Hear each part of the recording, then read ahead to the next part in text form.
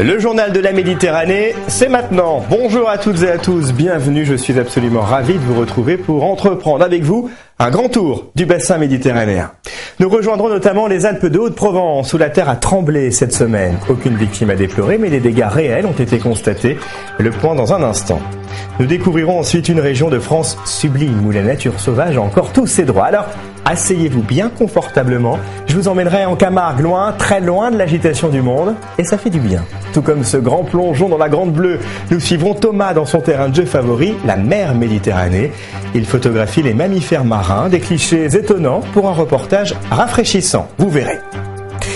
Mais avant cela, je vous le disais dans les titres, le sud-est de la France a tremblé cette semaine et de façon assez inhabituelle, même si cette zone reste particulièrement exposée aux risques sismiques. Le séisme était en effet d'une magnitude de 5,3 sur l'échelle de Richter, c'est dire la force de ce tremblement de terre qui s'est d'ailleurs fait sentir dans toute la région jusqu'à Grenoble, Nice et Marseille. L'épicentre était situé à environ 5 km de profondeur dans la vallée de l'Ubaye, au nord-ouest de Barcelonnette. Toute la semaine, les secours ont continué leurs opérations de reconnaissance des dégâts parfois importants. La preuve à Josier, c'est dans les Alpes de Haute-Provence. Les murs de certaines maisons ont été fissurés, des cheminées se sont effondrées. Se pose désormais la question des indemnisations et ce n'est pas si simple, vous allez le voir. Réaction sur place, Mathieu Boisseau, Christophe Larocca. Sur les toits les plus fragilisés par le séisme, les travaux ont déjà commencé. Ici, dans ce grenier, le temps presse. La cheminée, la souche de cheminée est morte. Elle a vrillé et elle est complètement démolie. Donc il faut qu'on se dépêche parce qu'elle risque de tomber dans la rue. Qui financera ces travaux? Les habitants sinistrés ou les assurances? Le propriétaire des lieux n'a aucune certitude pour l'instant. On payera notre charge et puis on se fera rembourser par la suite. Vous en êtes sûr? On va faire pour, en espérant que la mairie nous appuie de ce côté-là aussi et que ce soit classé en catastrophe naturelle.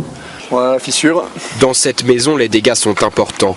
Au sol, voici une partie de la cheminée tombée lors du séisme et sur les murs, les fissures sont profondes. Le propriétaire les a listées une par une. Alors j'ai annoncé la série de dégâts. Vous en avez pour combien de travaux à vous? Je dirais entre 10 et 20 000 euros. Pierre Ricot espère maintenant la reconnaissance de l'état de catastrophe naturelle par le ministère de l'Intérieur. Et son assureur est confiant, compte tenu de l'intensité du séisme sur l'échelle de Richter. Si on dépasse les 5, heureusement, nos assurés seront remboursés. Les habitants de Josier, eux, restent méfiants. Il y a 2 ans, après un séisme de magnitude 4, ils n'avaient pas été indemnisés. Et j'ajoute que la France connaît quelques 2500 séismes par an, rarement avec une telle intensité. Pareil, tremblement de terre ne se produit en effet qu'une fois tous les 30 ans dans les Alpes. Rejoignons ensemble la Syrie où la violence reste quotidienne. Le pape a exprimé sa profonde douleur après l'assassinat de son confrère jésuite Franz van der Luk. C'était mardi à Homs. Que les armes se taisent, plus de guerre, plus de destruction en Syrie, a exhorté le souverain pontife. Autre appel fort intense, mais aussi désespéré, celui des familles qui voient leurs enfants enrôlés dans des réseaux djihadistes. Une mère est ainsi privée de sa fille âgée de seulement 2 ans, enlevée par son père parti faire le djihad. Impuissante, elle en appelle aujourd'hui à la responsabilité de l'État. Laurence Naon et Pascal Comte l'ont rencontré. Un témoignage bouleversant. Quelques photos sur un portable et tout son amour de mère. Voilà ce qui fait tenir Myriam debout. En octobre dernier, son ex-mari lui a enlevé sa fille Asia. Elle n'avait que 18 mois. Embrigadé dans un islam radical, il a décidé de l'emmener sur le front en Syrie et de mener le djihad avec elle. C'est horrible. Nuit et jour, je vis dans les bombardements avec elle. Je me dis, c'est pas possible, j'imagine le pire. Entourée de armée, privée du regard de sa mère. Elle peut être victime d'un attentat suicide. Elle peut être victime d'une balle perdue. Le visage d'Asia est devenu le symbole du combat mené par tous ses parents. Épuisés de lutter seuls, ils se sont unis pour arracher leurs enfants au réseau djihadiste. Solennellement, ils interpellent le gouvernement. Combien d'enfants de France va-t-on encore laisser mourir?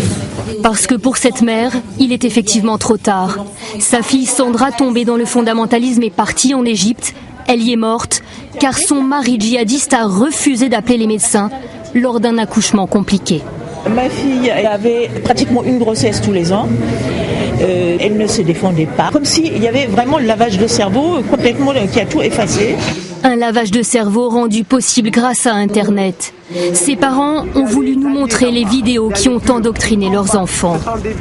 Il est obligatoire d'abandonner ce pays et de le quitter, car il s'agit d'un pays mauvais, même s'il doit pour cela désobéir à ses parents. L'obéissance à Allah passe en premier. On utilise les techniques des dérives sectaires, plus l'aspect virtuel d'Internet. On amène le jeune à perdre son identité.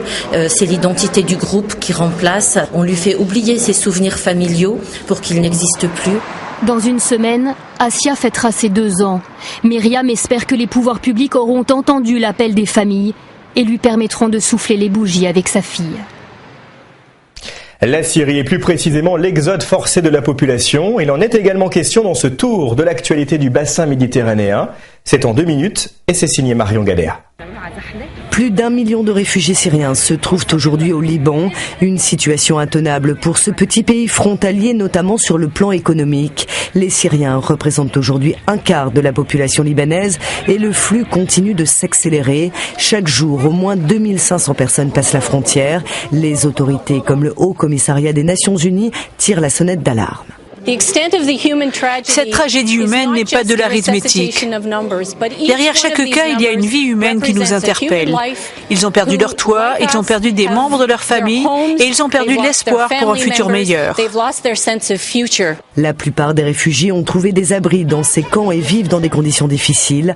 Un fardeau beaucoup trop lourd à porter pour le Liban. Selon la Banque mondiale, cette situation pourrait faire basculer des dizaines de milliers de Libanais dans la pauvreté. L'ONU demande une aide d'urgence pour ce pays. Autre appel à l'aide, celui de l'Italie en raison de l'arrivée de nouveaux migrants.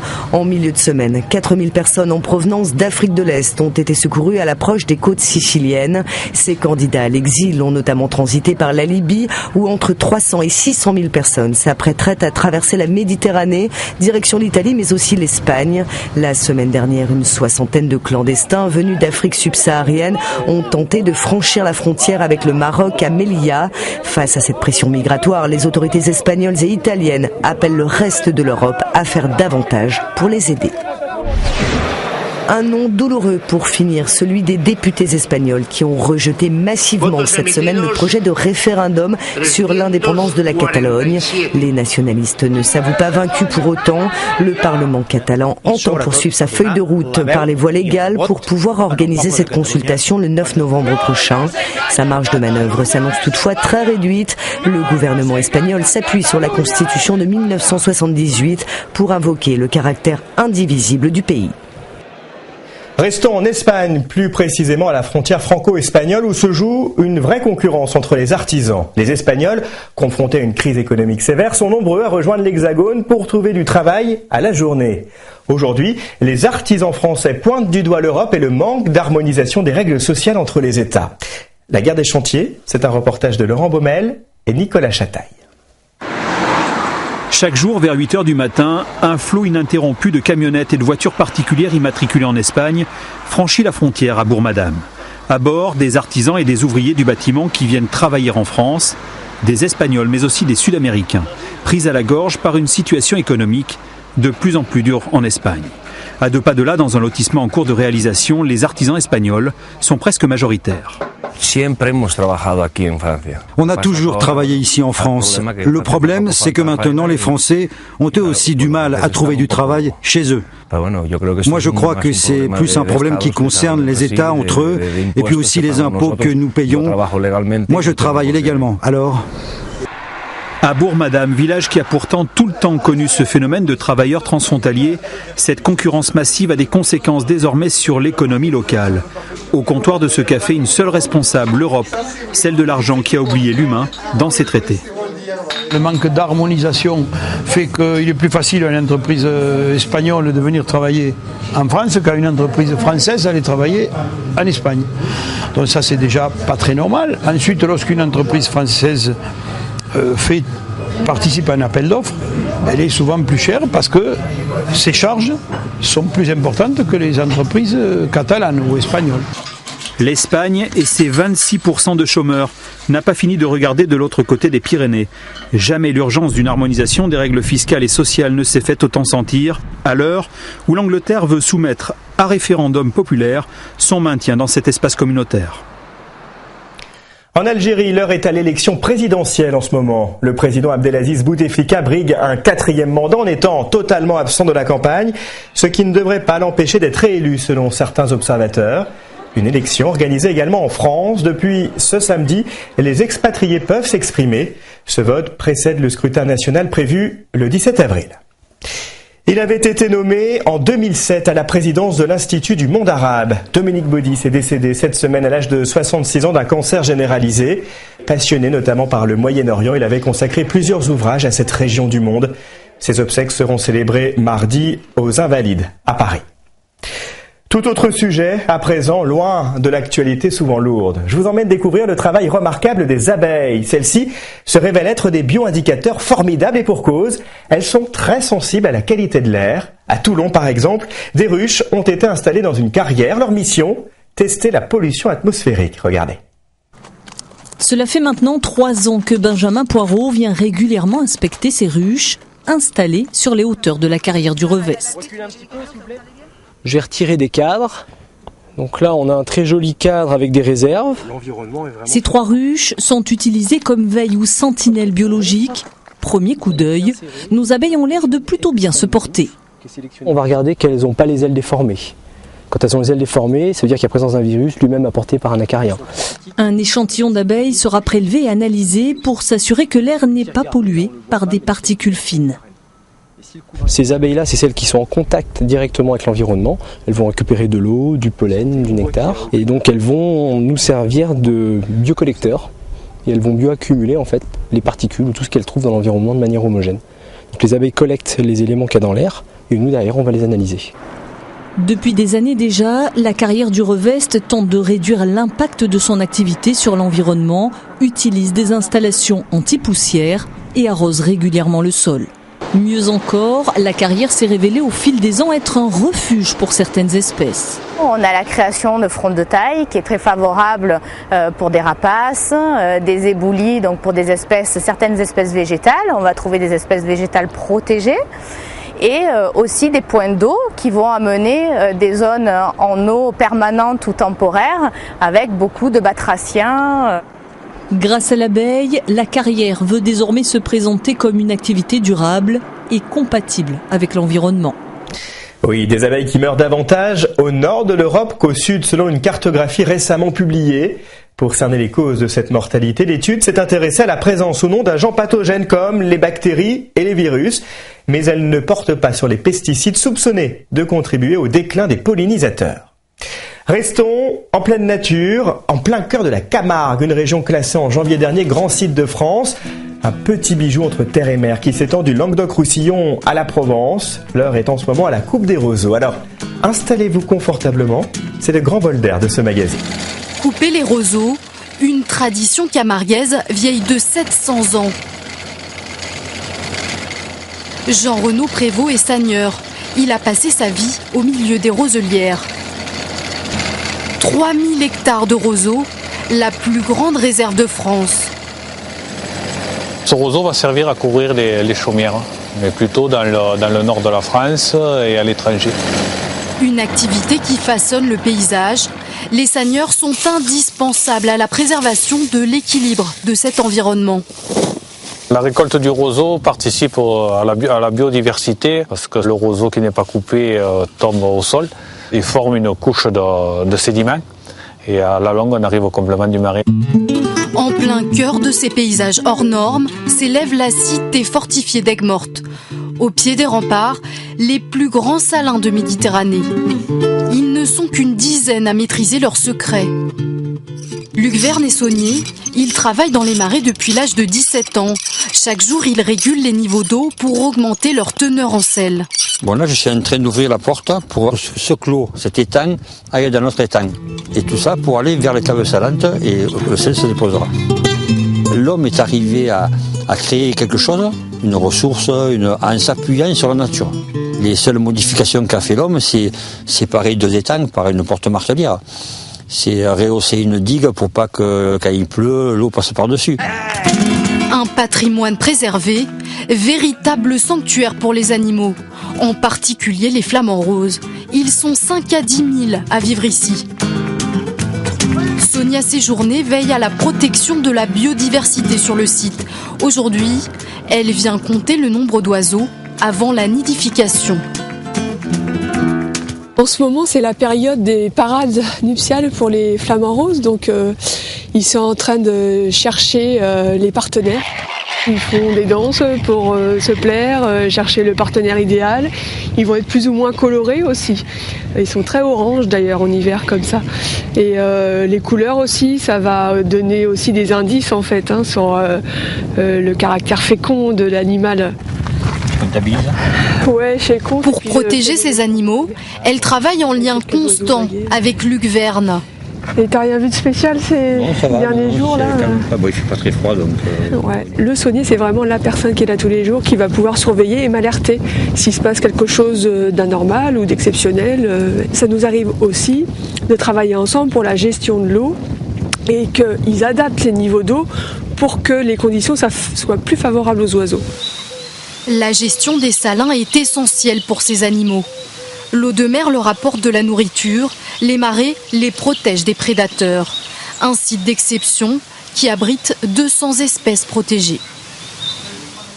De très belles images qui en appellent d'autres. Venez, embarquons au large de Toulon pour vivre une expérience unique, s'approcher au plus près des mammifères marins avec Thomas.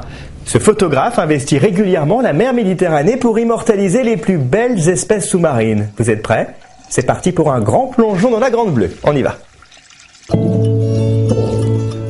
Thomas Roger tente de repérer le souffle d'un cachalot. L'animal est méfiant et rare, mais vit à quelques kilomètres à peine de nos côtes. On vient d'arriver au bout du canyon de Toulon. Donc là, on est vraiment sur les rebords là, des zones de chasse favorables pour le cachalot. Donc, ce qu'on pourrait essayer, c'est peut-être faire un premier point d'écoute par là. Écouter la mer, c'est le travail de ce chercheur qui a mis au point un hydrophone pour repérer les cliquetis de la baleine.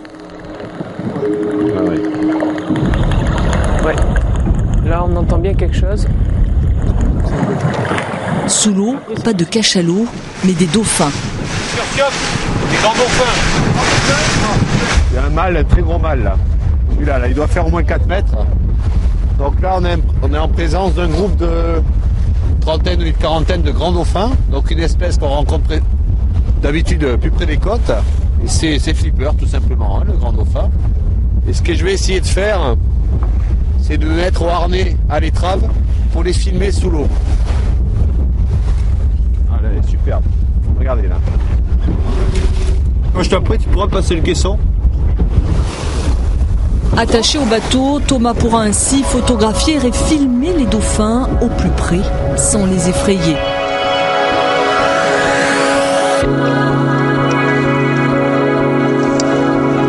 Ici, pas de bouteille, Thomas travaille en apnée, à peine immergé. Les premiers curieux s'approchent. La magie opère.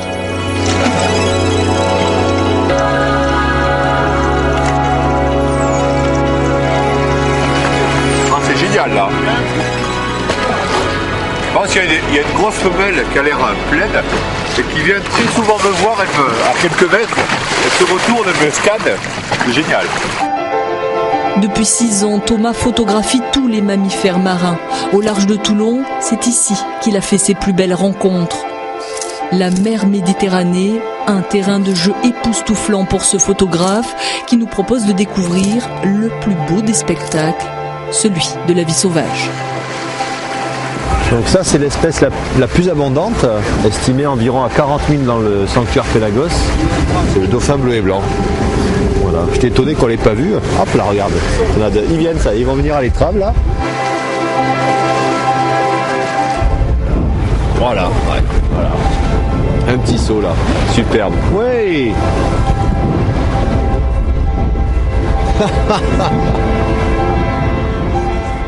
Oui, superbe, c'est le mot. Je vais vous raconter une histoire à peine croyable à présent. En Italie, 2 toiles de maître évaluées à 30 millions d'euros ont été retrouvées. Ces œuvres impressionnistes de Paul Gauguin et de Pierre Bonnard avaient été volées en 1970 à Londres avant d'être achetées en toute bonne foi 23 € à une vente aux enchères. Elles ornaient depuis 40 ans la cuisine d'un ouvrier de la Fiat. Celui-ci n'exclut pas de donner ses tableaux à un musée ou d'en vendre 1 sur 2. Chaque année, près de 40 000 œuvres d'art sont volées dans le monde. À Rome, les carabiniers travaillent sans relâche pour tenter de mettre à mal ces trafics malheureusement rentables. Alors quelles sont les tactiques de ces experts en tableaux volés? Renaud Bernard et Giona Messina nous répondent. Si l'Italie est un musée à ciel ouvert, la Villa Médicis est son symbole le plus éclatant. 10 ans de travaux à la moitié du XVIe siècle et des décorations réalisées par les artistes les plus prestigieux de la Renaissance. Il y a 2 ans, le jardin a été pillé. Les voleurs ont emporté des bustes. Puis c'est 2 aux extrémités. Comme ceci. Que vous voyez là et là. Ils ont opéré en pleine nuit. Ils ont même arraché de son mur une céramique de l'époque romaine. Mais ici, on l'admet, c'est la rançon d'un patrimoine riche, une fatalité en Italie. Et malheureusement, c'est quelque chose d'assez commun que subissent musées, églises particuliers, sites à Rome comme à Naples par exemple, à Pompéi ou d'autres sites. Contre les pilleurs et voleurs d'œuvres d'art, l'Italie compte des experts reconnus dans le monde entier. Ces carabiniers sont des spécialistes dans la protection du patrimoine culturel. À leur disposition, la plus grande base de données d'œuvres d'art volées. Avec, à Rome, Tokyo ou Paris, rien ne peut se vendre sans qu'il soit alerté. On a répertorié plus de 6 millions d'œuvres d'art. On contrôle tous les catalogues de vente aux enchères pour voir s'il n'y a pas d'objets volés mis en vente. Aussi vite repérés, aussi vite saisis. Et les œuvres récupérées sont d'abord stockées ici, dans la chambre forte des carabiniers. Un rêve de collectionneur, tous les arts, tous les styles, toutes les époques. Ce violon a été fabriqué pour Charles IX, le roi de France du XVIe siècle. Valeur inestimable. Il y a de quoi remplir des musées entiers. On parle de millions d'euros. Les tableaux sont signés Giorgio De Chirico ou encore Modigliani. Quant au bronze, Giacometti. Les carabiniers jonglent avec des évaluations à 7 chiffres. Ça pourrait valoir une vingtaine de millions d'euros. Une seule règle, il faut être patient le temps qu'une œuvre réapparaisse sur le marché de l'art, comme cette esquisse signée Picasso, retrouvée 25 ans après son vol. Sa propriétaire, une collectionneuse de Rome, n'en a pas encore repris possession, mais elle rend déjà hommage au sauveur de son trésor. Ça m'a fait un coup au cœur, une émotion énorme. Attendre une trentaine d'années. Vous imaginez comme j'ai vieilli entre-temps ? Une efficacité telle que l'Italie a décidé de célébrer ses héros du patrimoine culturel, en mettant à l'honneur leurs plus belles prises. L'occasion pour le commissaire de l'exposition, un Français, de rappeler que les œuvres d'art sont devenues une proie de choix pour les malfrats. Après le trafic des armes, après le trafic de la drogue, c'est le trafic des œuvres d'art qui est l'activité illicite la plus rentable au niveau mondial. Aussi, les carabiniers sont loin d'être à court de travail. Selon Interpol, près de 40 000 œuvres d'art sont volées dans le monde chaque année.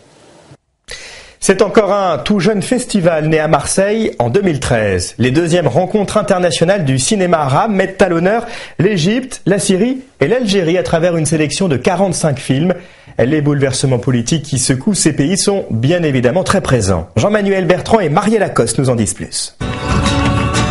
45 films en sélection pendant 5 jours. Fiction, documentaire et court-métrage.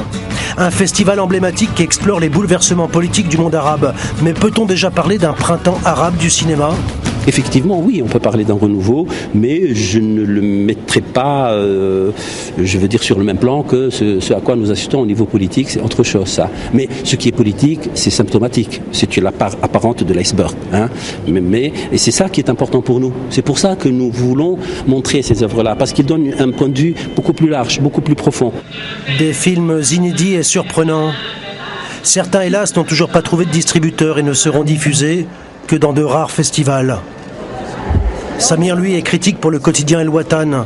Son regard sur le cinéma algérien est sans concession à quelques jours de l'élection présidentielle.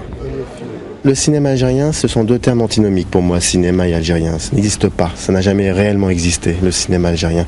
Il y a eu des opportunités, il y a eu des actes, il y a eu des bouts de résistance, il y a eu des films, mais il n'y a pas eu de cinéma, il n'y a pas d'industrie cinématographique. Aujourd'hui en Algérie, il n'y a pas de sortie de cinéma.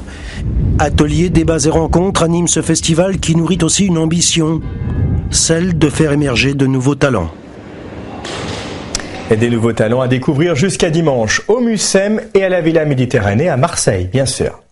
Autre rendez-vous à ne pas manquer à présent, à bord du mythique Orient Express. Il est exposé jusqu'en août à Paris devant l'Institut du monde arabe, vous le voyez. Inauguré en 1883, l'Orient Express assurait la liaison avec Istanbul pour une clientèle fortunée. Ce train est entré dans l'histoire pour avoir notamment inspiré la romancière Agatha Christie. Embarquement immédiat avec Luc Lacroix et Alexandre Dupont. Une locomotive à vapeur de 1922 en plein cœur de Paris.